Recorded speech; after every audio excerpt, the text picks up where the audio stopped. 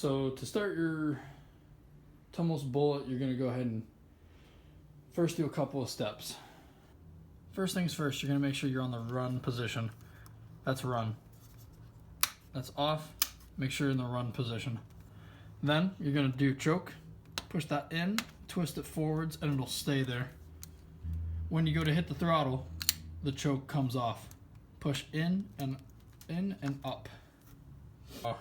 Once you're on run, got your choke on, that's when you're going to go ahead and kick your bike backwards. It's not like a traditional moped, or you can pedal it.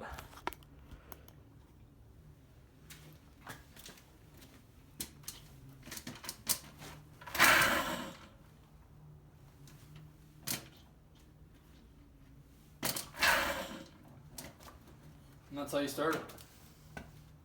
I just wanted to mention that these bikes commonly have a grounding issue for the electrical.